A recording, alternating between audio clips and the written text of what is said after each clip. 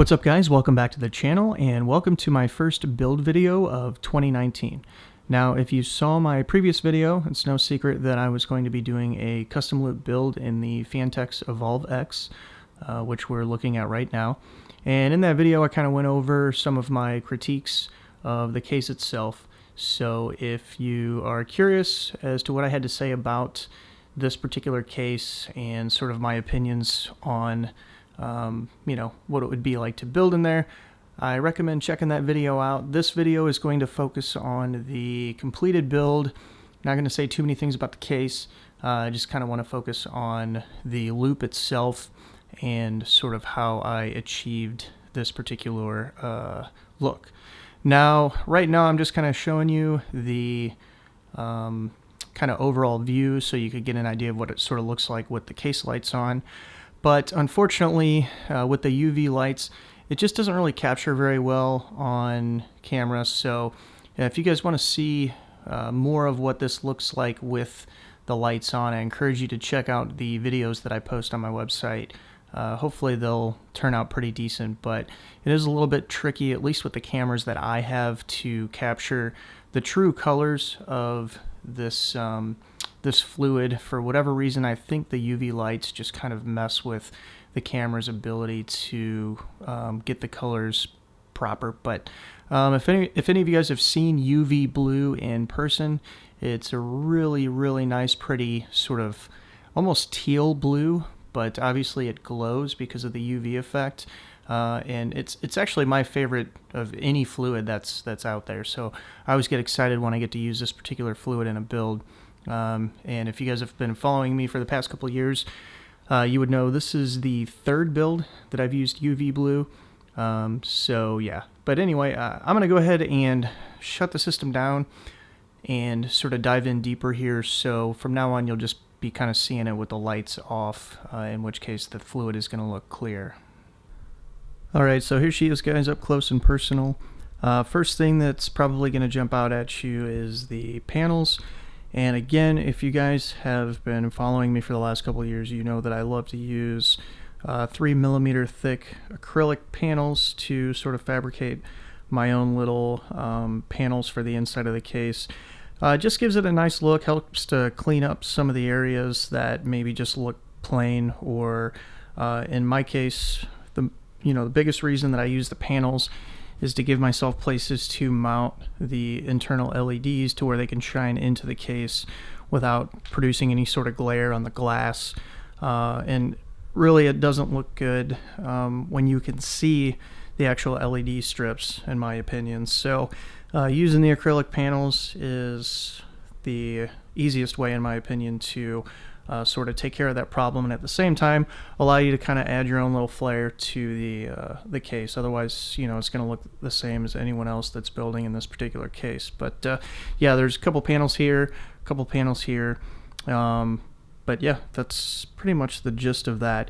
The other panel that I've got going on is down here at the bottom. So I actually cut a significant bit of the basement of this case out with the Dremel tool, so that I had sort of free access to the basement area as far as being able to route tubing. So if you can't tell already, the pump is down in the basement, and then this radiator actually has its ports on the top, which normally I try to avoid doing. I typically like to have the ports at the bottom on the front radiator so that when you drain it, the fluid mostly drains out of that radiator. But unfortunately, it was too much of a tight fit down in the basement.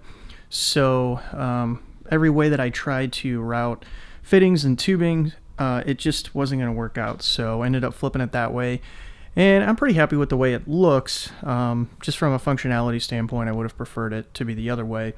And then I ended up going with a DDC pump because the D5 just really did not fit well in the basement. And I wanted to, just for the overall look of the build, I wanted to have the pump in the basement rather than having the pump res combo up top, because it would have been a tight squeeze. If I'd have done a pump res combo, maybe I could have gone with a shorter reservoir. I don't really like the way that looks though.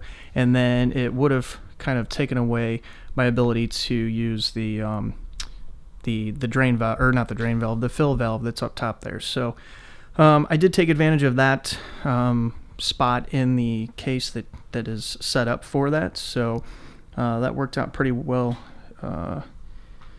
So yeah, anyway, as far as the system goes, this is a 9900K. It's on the Gigabyte Z390 Aorus Master. This board actually looks awesome. I was pleasantly surprised when I pulled it out of the packaging. It's probably one of the prettiest pieces of computer hardware that I've ever held in my hands. So that already was some nice inspiration for the build. We've got 32 gigs of Dominator Platinum, 3200 megahertz, and then all three spots on the motherboard are populated with M.2 drives. We've got two 1080 Ti's, and then of course custom sleeving all around.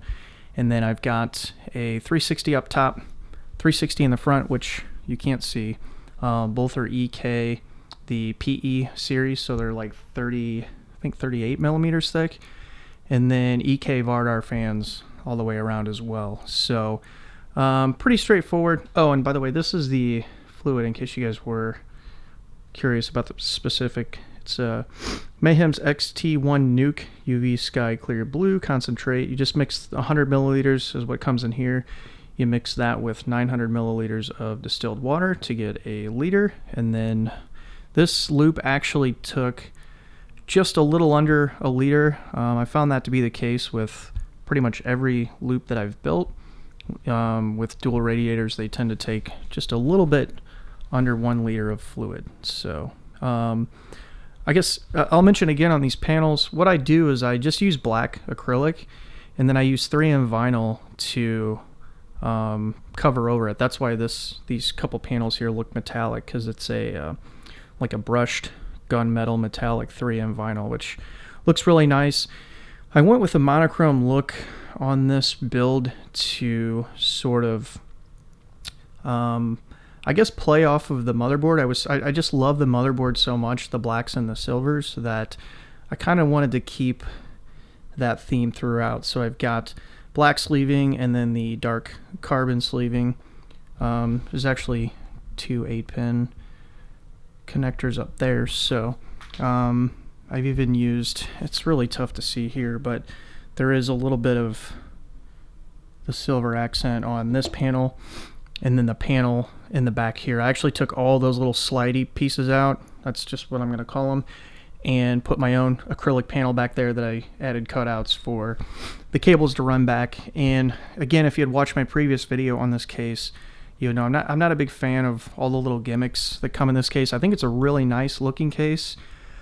And I guess it's great for just a standard build, but a lot of that stuff gets in the way when you're trying to do a custom build. So I just pretty much immediately removed all of it. And yeah, so as far as the loop goes, we got the reservoir that goes through a pass-through down to the pump below. And then from the pump, we come up through this pass-through into the first graphics card, parallel configuration, then out up into the top rad, back into the CPU block, from the CPU block back to front radiator, and then from the front radiator back down into the reservoir. And then this guy back here is a sorry, I guess I should have got better lighting, but he goes up. That's the for the fill. Now I'm gonna just give you guys a little tip. Whenever you have a fill port that's got a bend in it like this, it can be a little tricky to fill because air will get trapped, and sometimes it'll want to spew back out on you.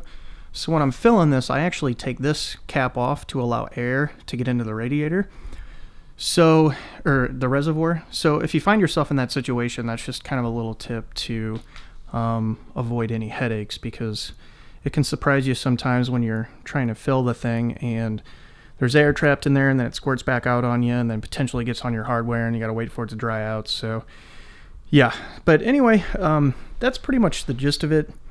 If you guys have any questions about anything that I've done as far as this loop goes, you know, any suggestions or critiques, feel free as always to leave them in the comments down below. I guess real quick here before I end the video, I'll flip this thing around and show you guys the back so you can see the nest back there. It's not my prettiest of cable management jobs, but this case really wasn't my best friend when it came to that anyway. So yeah, that's it for the front. I'll show you guys the back real quick, and then we'll call it a day. All right, guys. So here's the mess in the back. So I did do custom length cables all throughout, so that definitely helps. But yeah, they're just not a whole ton of space, and really there's not a lot of spots to tie down cables back here. So fortunately, you can pretty much smash everything down with this glass panel and then screw it into the front, so that helps. But anyway, I got various cables running for the 3 different LED strips. Pump is down here. This is the drain valve. That's a decent view of what we got going on under here. I was really disappointed for whatever reason when I initially put this build together. I wanted to take advantage of the built-in fan splitter here, but I don't know why it just would not pick up a PWM signal. So using that, the upper fans were just blowing at full speed, and I just couldn't figure out a way to make that work. So fortunately, I had this like SwiftTech splitter sitting around, so I threw this in real quick, and that solved the problem. The other splitter is actually on the other side of this panel that the front fans go into. So I do have the top fans and then the front intake fans on separate PWM signals, so I can kind of tweak those. But to be honest, with this build here, you can pretty well run the fans in silent mode and have a pretty nice, cool system that's fairly quiet.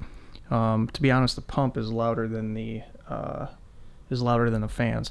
I don't normally take advantage of, PWM with the pumps. I typically just set it to like 80 or 90%, and then I just leave it. I'd rather just hear the pump sort of run at one consistent speed. When you hear it constantly changing RPMs, you tend to notice it more. And not to mention, the faster you can move the fluid, the cooler you're going to keep the loop. That's almost just as important, if not more important, than fan speed. So that's basically the way I set it up. But anyway, I don't know. I don't really have anything else to say about the backside here. But again, if you guys have any questions, feel free to leave them in the comments down below. I'm going to go ahead and wrap this one up. I appreciate you guys checking it out, and stay tuned. I've got like 3 more builds that I need to show you guys. 2 of them have been done for a while. One I'm almost done with. So I think I'm finally going to get around to making those videos for you guys. But yeah, I'll see you in the next one.